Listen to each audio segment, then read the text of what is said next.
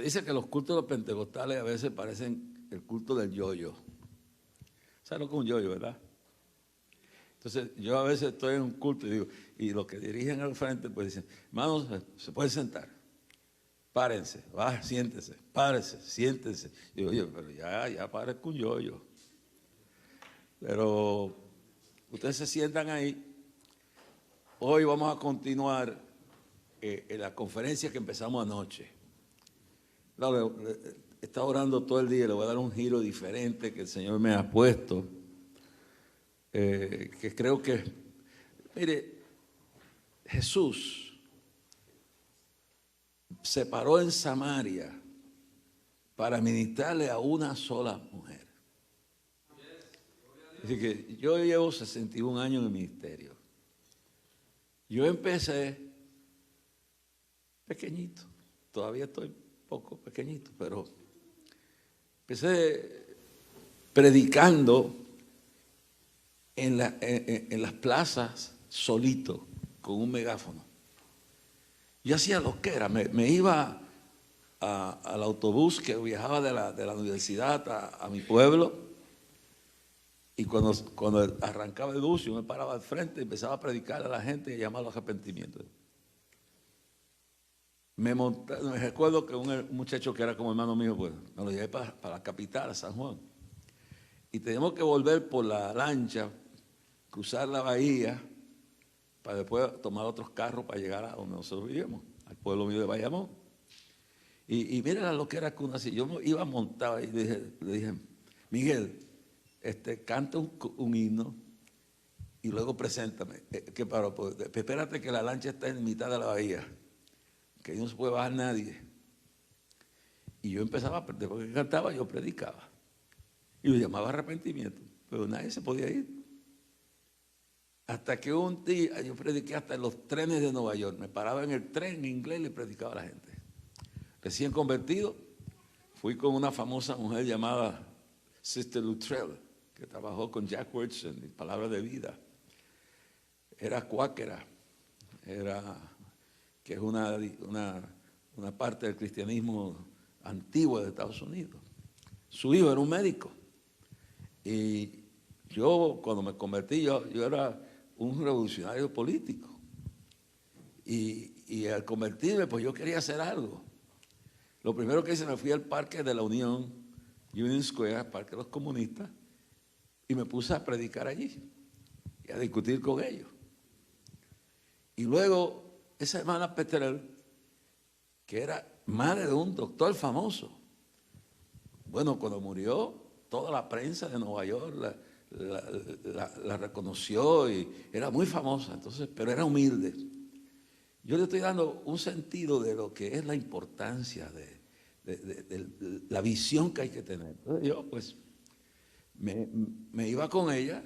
Ella tenía, ustedes saben esos carritos que tienen en los hospitales para llevar la medicina, pues ella tenía un carrito de eso y ponía unas baterías y una bocina y un micrófono y tenía Biblias en hebreo, en italiano, en griego, en español, en inglés y todo, y ponía, y a veces ella ponía discos predicando en esos idiomas, pero claro, encontró un joven que estaba dispuesto a meterse allí, y me recuerdo que nos íbamos por todo el Bajo Manhattan, al barrio judío, al otro barrio, y eso era predicando todo el día, pero no había multitudes. Me recuerdo que un día se me acercaron unos judíos ortodoxos y yo le dije, la sangre de Cristo lo puede limpiar, y por poco me matan, porque eran fanáticos.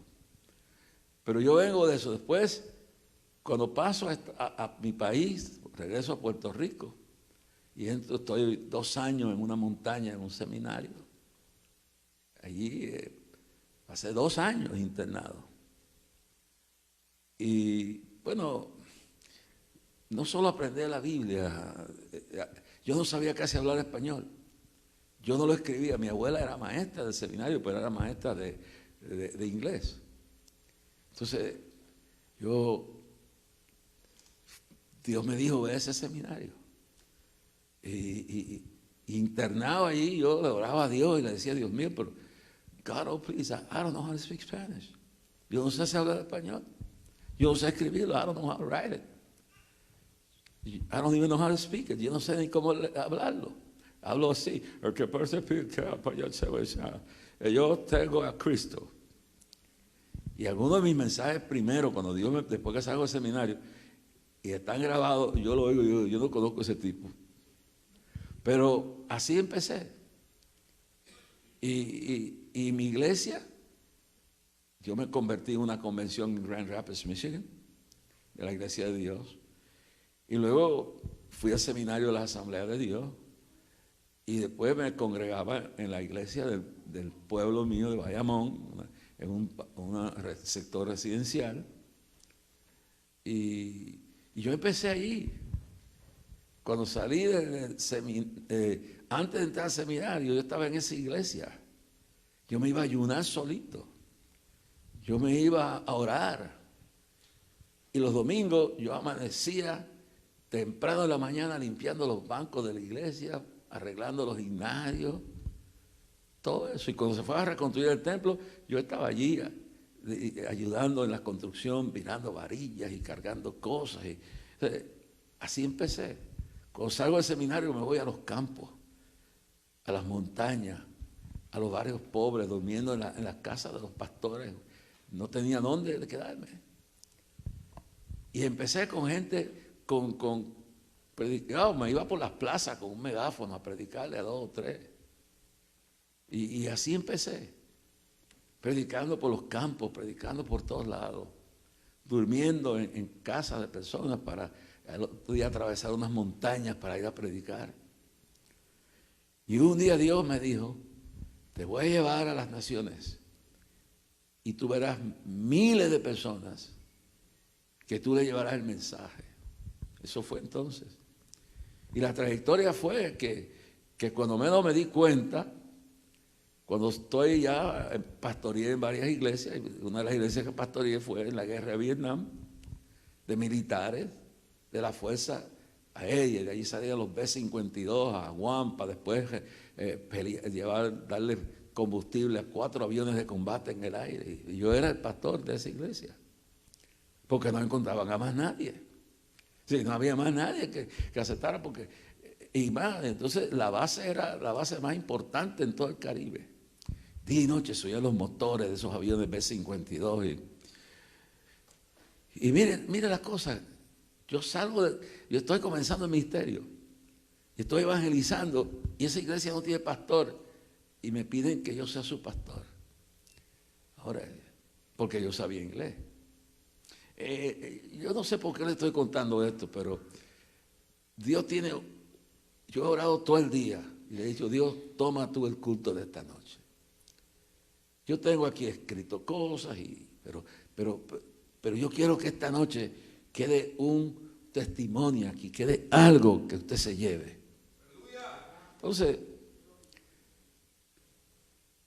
piense, era la guerra de Vietnam, y yo estoy pastoreando esta iglesia en plena guerra. Lo que le puedo decir es que la seguridad es tan estricta que aunque yo era, esta iglesita era una capilla más pequeña que esta.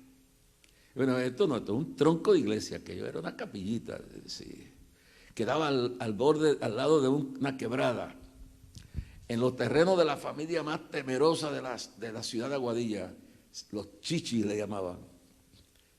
Todos eran violentos. Y la vieja era la más violenta, andaba con 2 pistolas.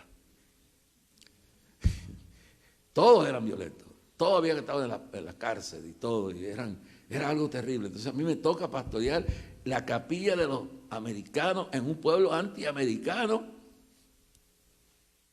que quedaba en el terreno de ellos. Y usted no sabe lo que yo viví allí, las cosas que sufrí, pero lo más lo único que no me gustó, creo que la viejita se enamoró de mí. Y yo pero aquella señora tenía 2 revólveres en mis manos, pero me respetaban. Un día me trataron uno de ellos pasar un carro de esos grandes, antes de esos Thunderbird, trató de metérmelo dentro de la iglesia y tumbar la iglesia con toda gente.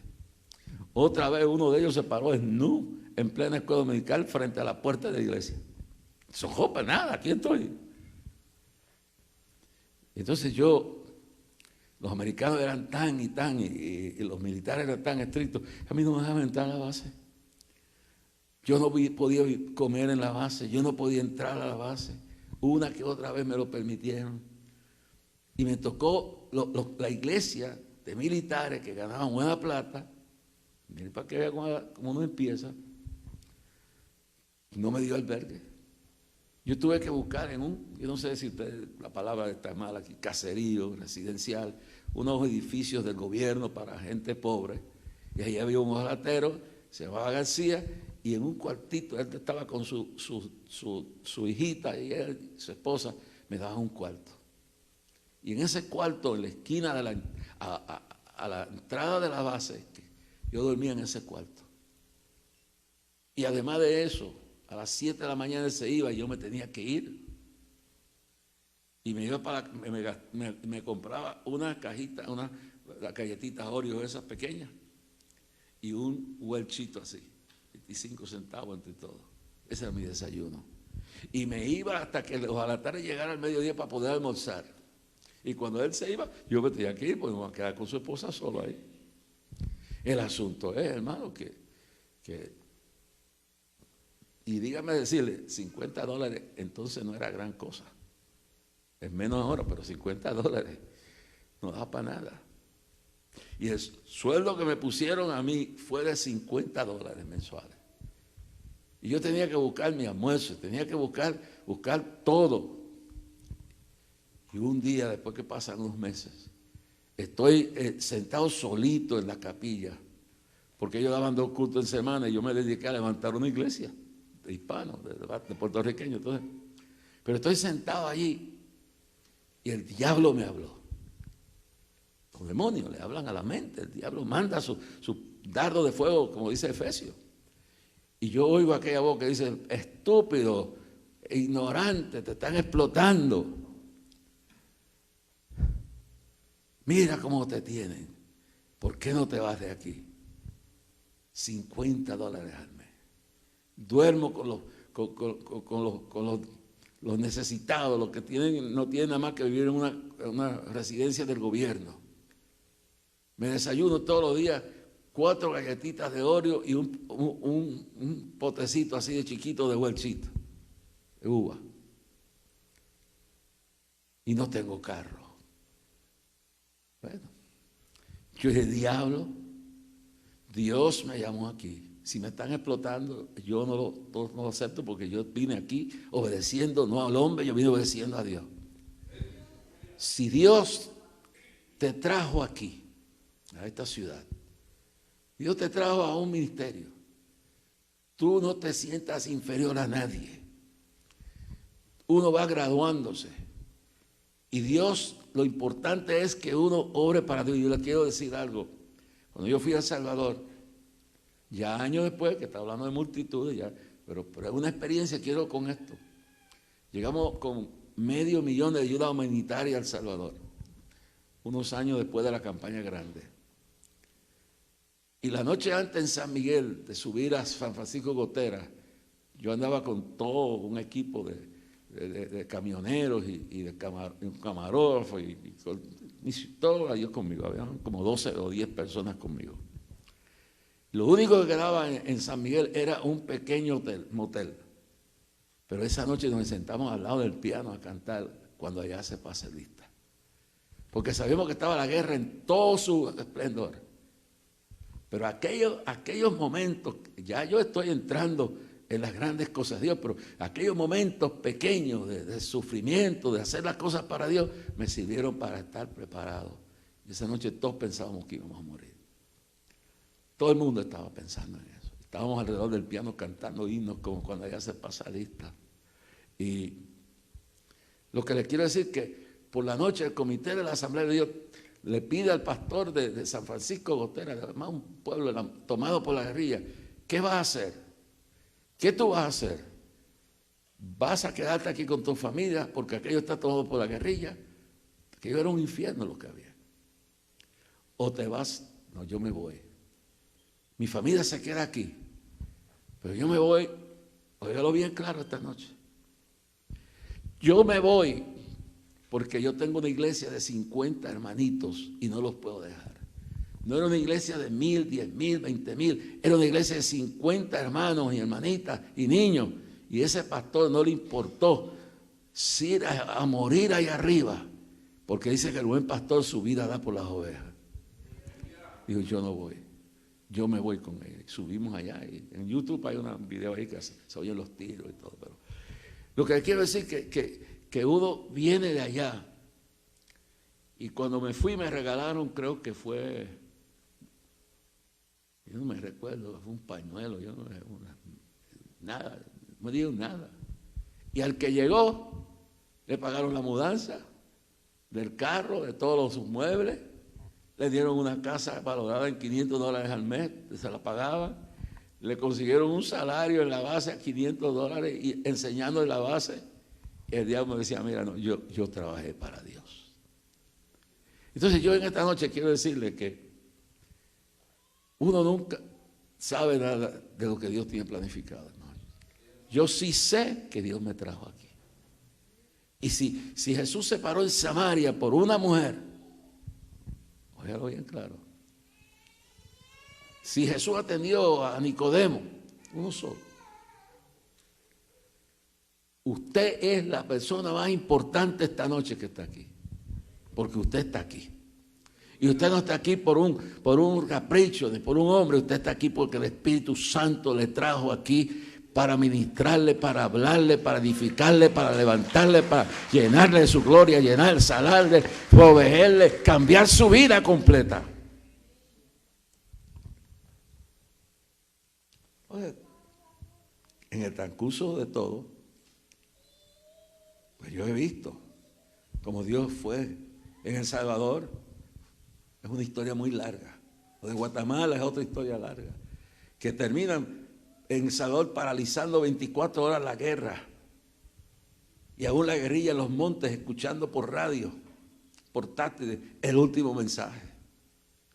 Y 2 horas después de terminar en el Flor Blanca, ese 30 de noviembre de 1980, 2 horas después de haber terminado, los milagros seguían, los cojos, los ciegos, los sordos, la gente liberándose, las calles paralizadas, porque había más de 100,000 personas en el terreno, en las gradas, en las calles, no había por dónde caminar. Y la guerra paró por 24 horas ese tiempo.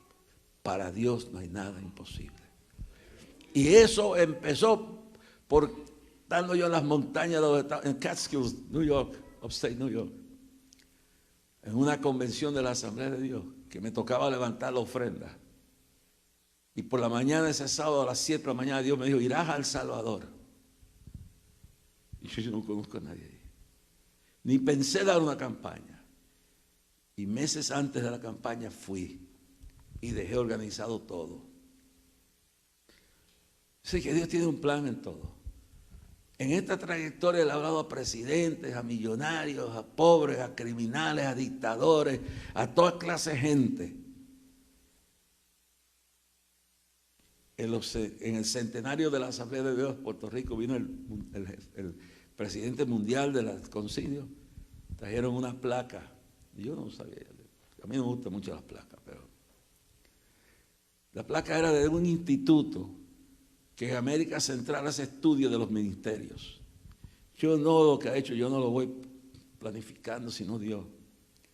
Y cuando George Wood, el entonces presidente de la Asamblea de Dios Mundial, se levanta y dice, estoy aquí para honrar a este hombre, me pusieron de pie, que según el instituto tal y tal y tal y tal, ha registrado eso ellos.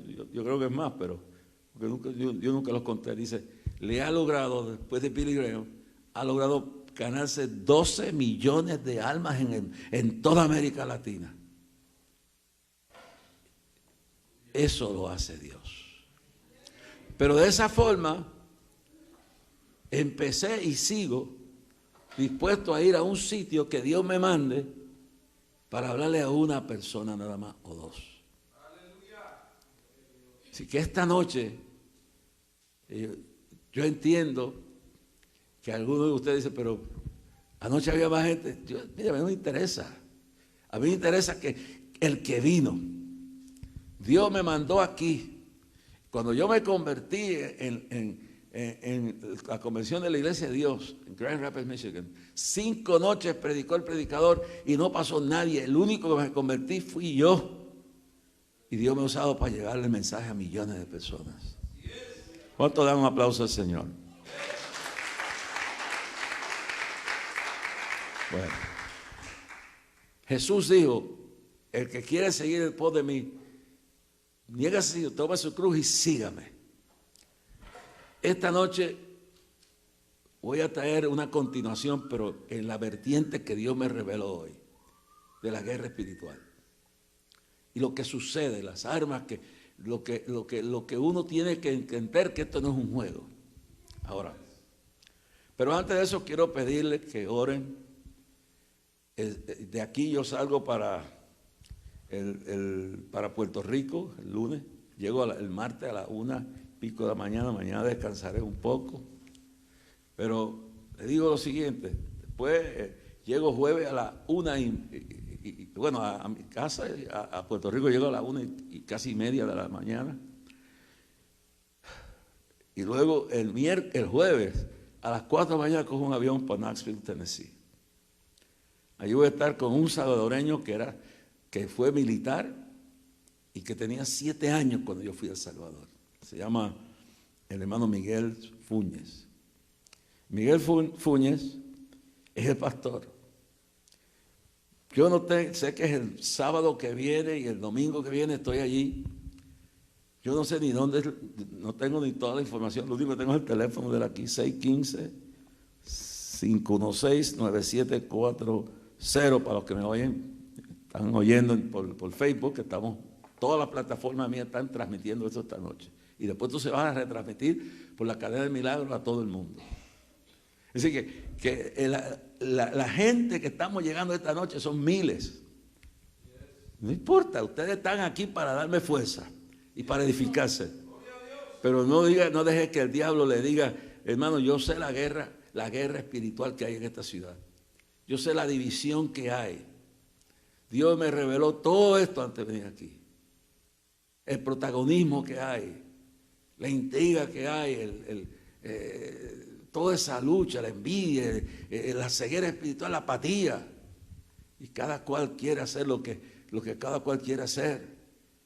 Pero eso no importa. Dios inspiró a este hombre a traerme aquí.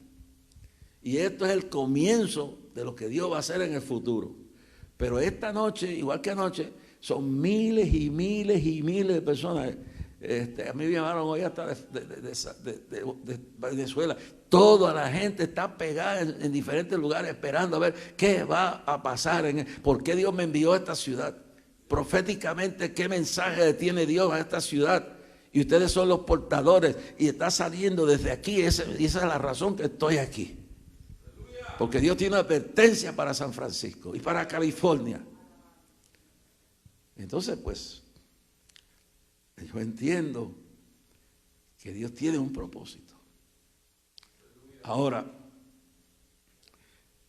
yo de aquí salgo para mi casa. Estoy 1 día y medio en casa. Tomo un avión para Knoxville, Tennessee. Salgo de mi casa a las 4:30 el jueves que viene. 4:30 de la mañana. Llego a Knoxville a casi las 10 de la noche, no sé a qué hora. Entonces regreso para meterme de lleno en Puerto Rico. Y yo les pido que ustedes oren. Gracias, aunque yo no tomo agua durante. Mira, puedes ponerla abajo, mija, te la agradezco. No, yo mientras predico no tomo nada. Gracias. Déjamela ahí que yo la tomo después. Entonces, empiezo a trabajar para el día del clamor. Hace 49 años Dios atrás me dio esa misión de estar todo el primer lunes de septiembre, desde ahí al mundo entero llevando un mensaje. Este año me dijo, convoca al pueblo, porque con toda la pandemia, el clamor no se suspendió. Este año cumplimos 49 años.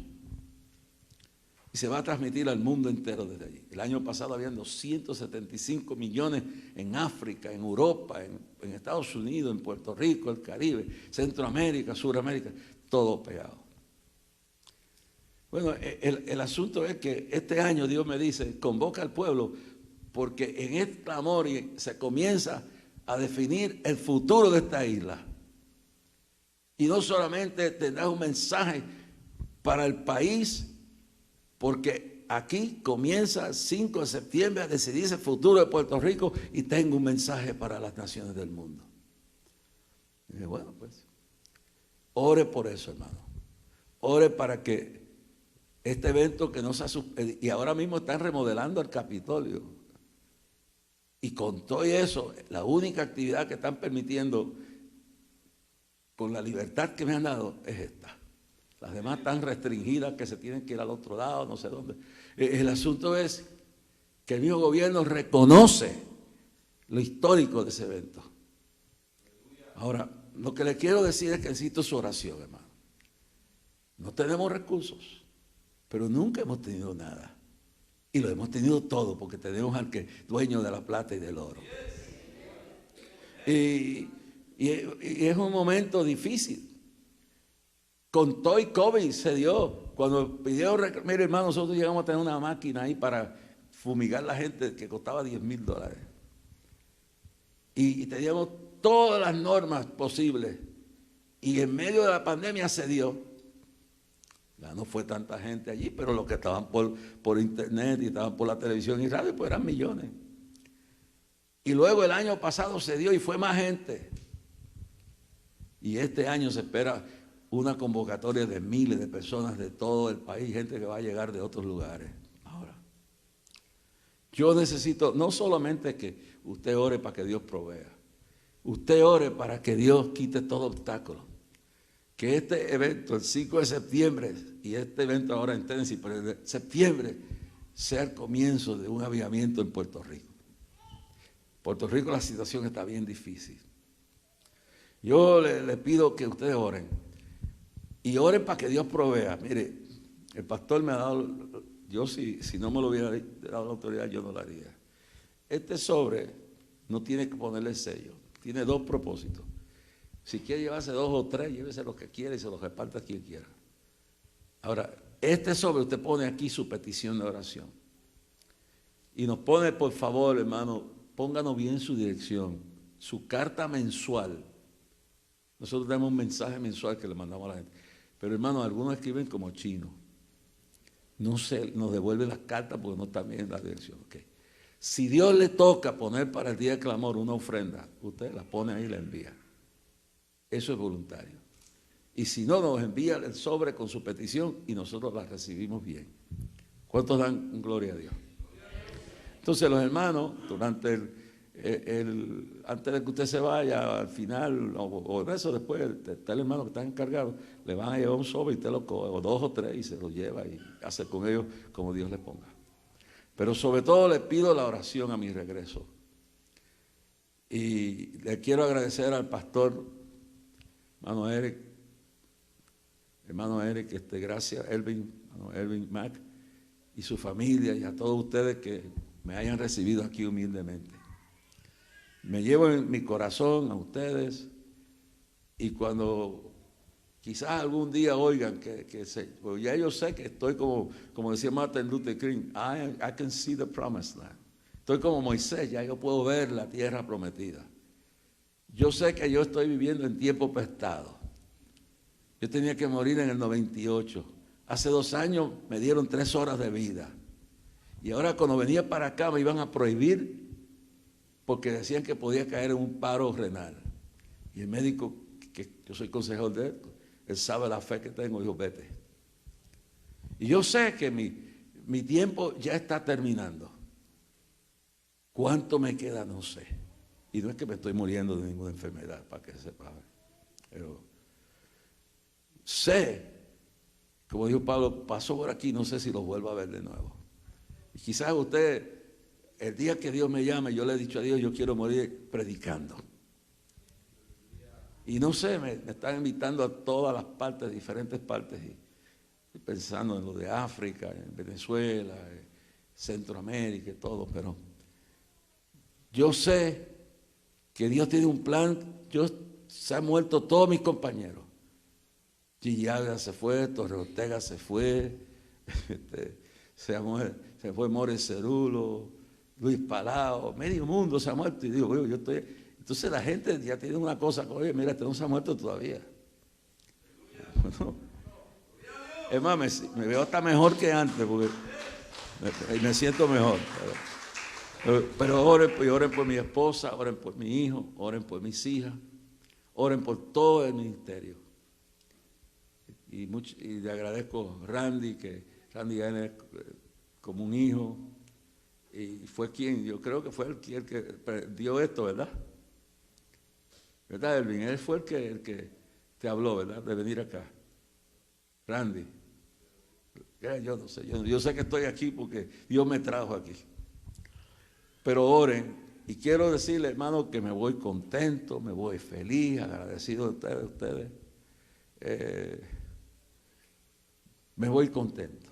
Les amo y agradezco todo el trato, ¿no? A nombre de todos nosotros, de mi familia y todo, que ustedes nos han dado. Que Dios los bendiga, que Dios les dé 1000 veces la bendición que me han dado ustedes.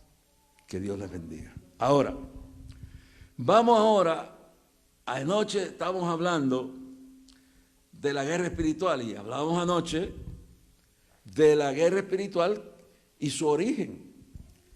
Y hablábamos anoche, vamos a hacer un recorrido para entonces entrar en lo que yo quiero entrar en esta noche.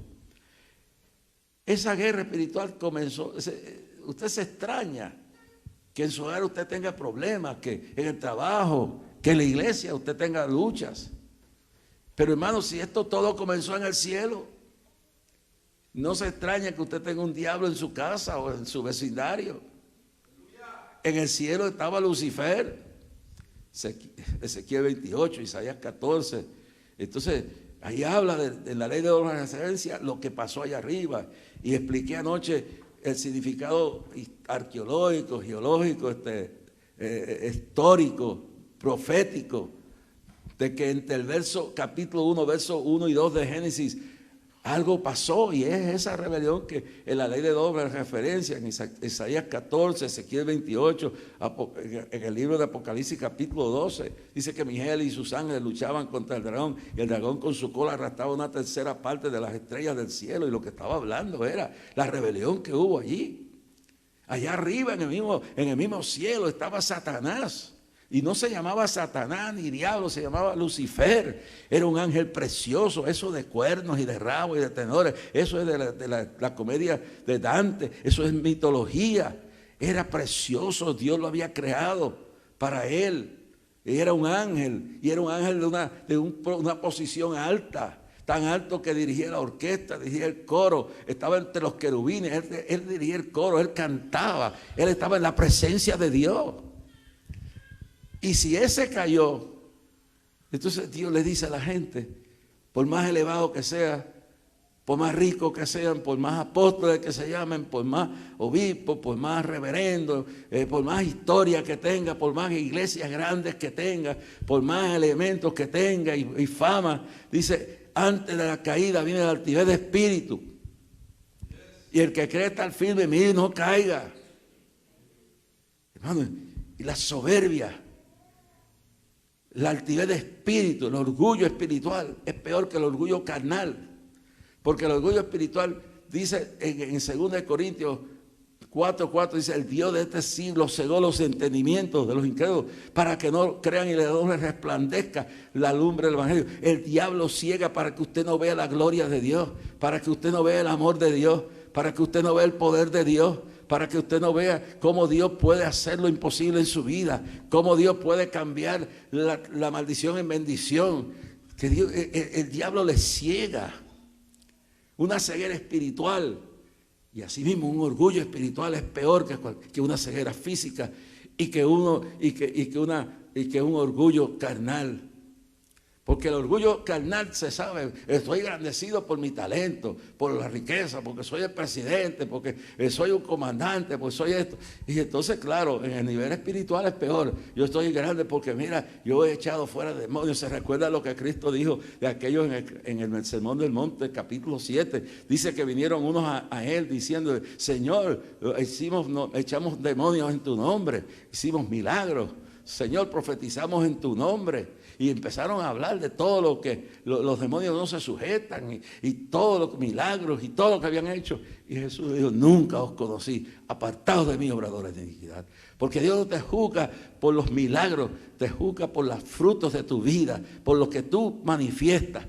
Entonces hay gente, hay ministerios, hombres de Dios que llegan a tener miles y miles y miles de feligreses y imperios grandes, y no dudo que muchos sean de Dios, pero a algunos se les va el humo, en este país se les va el humo de la cabeza. Ya no están felices con un buen carro, ahora tienen que tener en la marquesina un Jaguar, y yo no digo que sea malo un Jaguar, si me lo regalan yo lo recibo, pero no lo compro, pero tienen que tener un Rolls Royce, tienen que tener un Maserati, y tienen 5 y 8 carros, y viven, y eso está pasando en América Latina, en Colombia. En Colombia hay iglesias que tienen miles de personas, y muchas se han levantado por el Espíritu de Dios, pero otras se han levantado tomando dinero del narcotráfico, lavando dinero para construirle a Dios casa, para sostener el ministerio. Eso está pasando en Colombia. Por eso ahora es que un principado ha tomado el poder de ese país. Y el hombre que está gobernando eso es un comandante comunista. Porque por años muchos, y no todos, y yo soy un pionero que fui preso, que arriesgué mi vida. Mi coordinador murió en Colombia de los golpes que recibió. Yo puedo hablar. Porque cuando mucha de esta gente no existía, Eugenio Jiménez, este servidor y otro, y Adelmo Chávez, que perdió su hijo, se lo mataron en la cara el cura y los soldados del ejército por no negar el evangelio. Y ver todos aquellos 35 misioneros que están enterrados allí, los cientos de pastores que murieron en Colombia, murieron por no negar a Cristo. ¿Sabes cómo se levantó ese? Y había leyes que no permitían que los hijos de los evangélicos fueran a estudiar. Y la Iglesia Católica era la que mandaba la educación y mandaba dentro del gobierno. Y durante el gobierno de Ospina Pérez, de Laureano Gómez, de Rojas Pinilla, la iglesia no valía nada para ellos. Y muchos de nosotros arriesgamos la vida, muchos murieron para que hoy ese país tenga libertad de culto, para que ese país entonces ahora tenga hasta senadores. ¿Y qué pasa? Se le fue el humo a la cabeza a muchos y se olvidaron que la política sí, si se usa para bien es bien, pero creyeron ser más grandes que el Dios que los llamó y se han materializado, y hay doctrinas de espíritus de error, de rebeldía, orgullo, soberbia, enriquecimiento ilícito. Y mientras hay iglesias que la gente no tiene con qué comer por la noche, estos vividores, y eso está pasando aquí también en Estados Unidos, viven del pueblo. No es que no hay que levantar la obra. Nosotros, yo ofrendo, yo diezmo, yo creo en todo eso, pero esta gente que están mercadeando como los mercaderes del templo y están engañando al pueblo y doctrinas de falsedad y viviendo vidas miserables, llenos de soberbia, de grandeza, y eso está pasando en Colombia. Hay gente, no se ha ido todo, porque todavía quedan miles y miles de cristianos y pastores y pastoras que honran a Dios ahí, pero hay un montón de gente que se olvidaron de los que lograron que tuvieran todo lo que tienen, y ahora, mi hermano, ahora es que viene lo grande. Porque si este hombre queda allí, como ya se sabe que ganó las elecciones, este hombre es un ateo, este fue un comandante del M-19, este fue de la gente que mató a Charles Biddleman, que era un translator de Wycliffe Translators. Lo asesinaron de 2 balas, yo estaba allí, y después pidieron $2 millones y le entregaron el cadáver, fue lo que hicieron. Ese es el hombre que está gobernando, un asesino, un criminal, comandante de la guerrilla del M-19. Entonces, ¿qué sucede? ¿Por qué Dios lo permite? Para que el pueblo de Dios ahora entienda que tienen que volver a las raíces. No pueden seguir viviendo un evangelio materialista, no pueden seguir viviendo una falsedad, porque Dios se aira con las naciones. Dios le quita la bendición a los pueblos y se olvidan de donde Dios los sacó y se olvidan de lo que eran y lo que son ahora, y se creen mejor que nadie. Mire, mi hermano, yo no soy digno de ocupar el lugar que estoy. Y siempre lo agradezco a Dios. Y lo mismo le hablo a un rico que le hablo a alguien en la calle, en un deambulante. Pero esa es la guerra espiritual, hermano. Entonces, yo quiero que ustedes entiendan esto. que todo esto comenzó en el cielo con un ángel que se llenó de soberbia. Manténgase humilde. Se recuerda la parábola del fariseo y el publicano. Y el fariseo decía, yo no soy como este publicano, yo ayuno 2 veces en semana, yo oro, yo diezmo, yo ofrendo, yo hago todas estas cosas, yo soy tan esto, tan santo, este es un miserable. Y el publicano decía, Dios no se atrevía ni levantar la mirada a los cielos, decía, Dios ten misericordia de mí, un pecador, no soy digno de nada.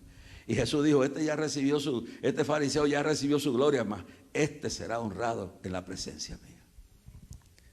Sí. Allí empezó todo con la soberbia, la arrogancia, la ceguera espiritual. Usted, el que cree está firme, no caiga. 1/3 parte de los ángeles creyeron la mentira del diablo, se fueron con él. Judas dice que algunos están en prisiones para el día del juicio. Pero otros andan sueltos gobernando países. ¿Se recuerdan a Daniel?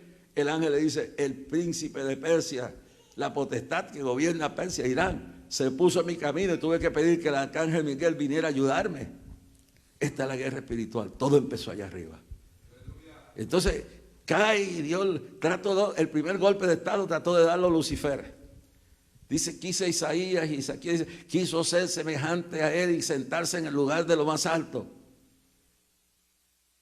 El que se humilla será ensalzado. El que se ensalza será humillado.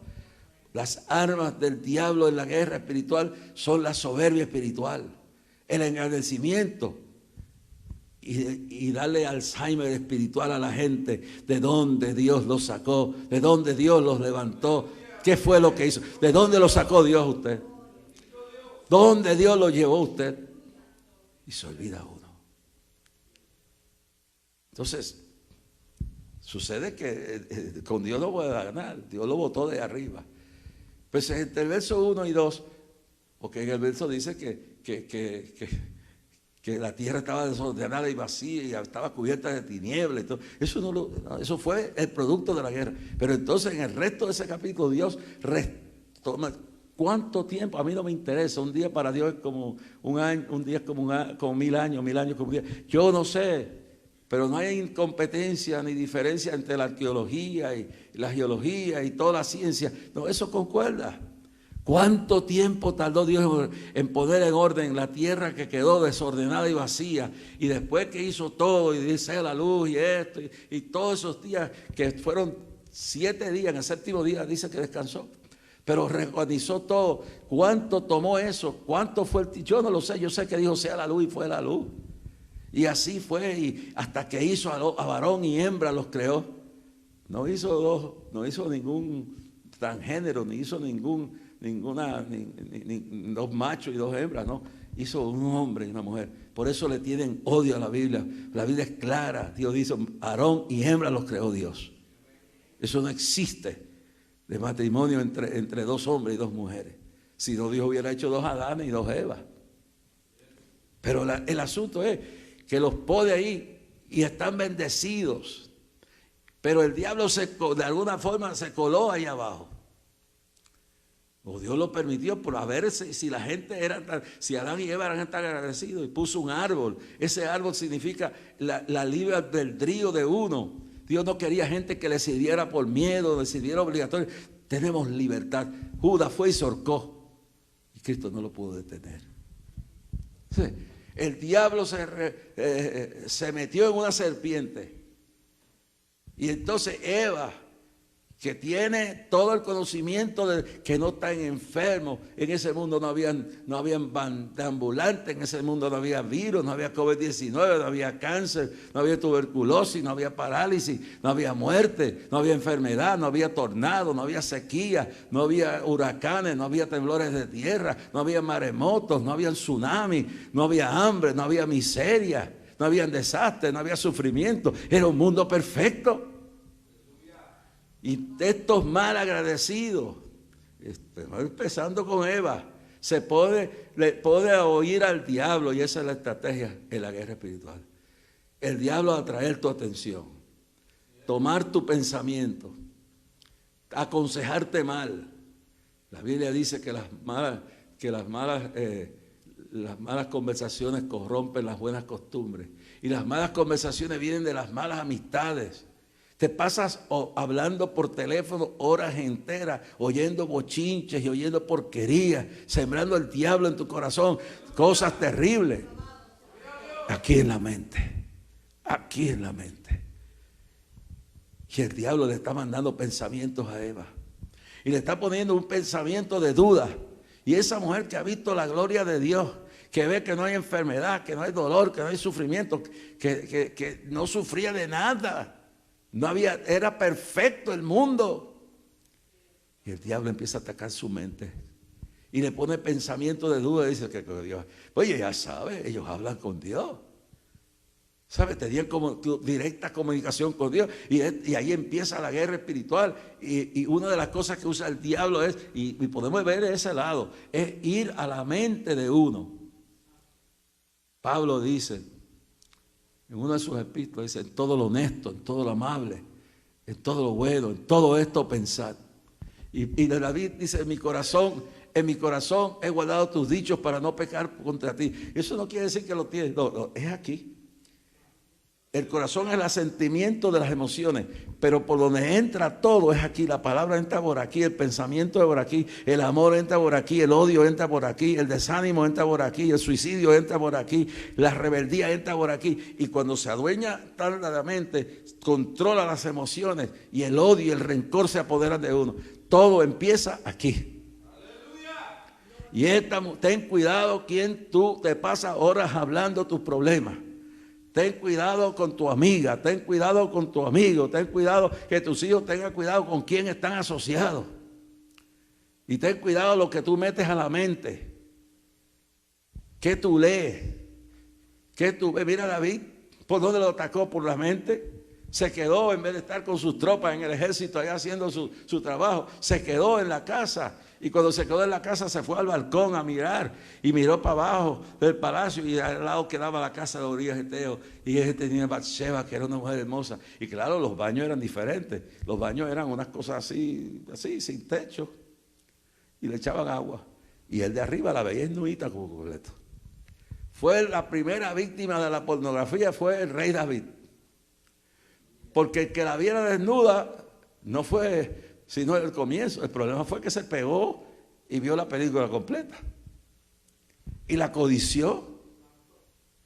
Y la deseó. Si la hubiera visto, primero, si no hubiera estado allí, no la hubiera visto. Hay que estar donde Dios quiere a uno. Yo me recuerdo en mi iglesia había un músico. Y todas las mañanas, las noches de los viernes se iban a dar canciones, le llaman matutinos allá. Y un día me dijo, chicos, todos los viernes esta muchacha hermosa que llegó de Nueva York se va a cantar con nosotros y el diablo me está tentando. Y digo, pero el otro viernes estaba allí. Entonces, le da lugar al diablo. Pablo en Efesios 4:7 dice, no deis lugar al diablo. Y David vio, el que la viere no fue una tentación, la vio. Yo he estado en Nueva York y sale una persona, cuando estuve ahí en Times Square, una afroamericana de las Black Lives Matter se empezó a desnudar y ya iba por aquí. Cuando yo le dije, Cristo te ama, yo la estaba viendo. Y cuando le dije así, viré y la ignoré. Ahora, si te quedas pegado ahí, si que tú pases por un sitio y veas algo, ahí no está el problema. El problema es la segunda mirada. Cristo fue tentado en todo, mas no pecó. El que me diga a mí que no le ha venido un mal pensamiento a la cabeza, la cosa es que tú dejes que el diablo haga un nido en tu cabeza de pensamientos obscenos. Ser tentado le pasa a cualquiera. Ahora, quedarte ahí. Y entonces tú ves esto. David se quedó pegado a la película y lo mandó a llamar. Y le dijo, ven para acá. Y los alcahuetes que estaban alrededor de él no dijeron nada. Y la metió al cuarto y la preñó, la hizo encinta.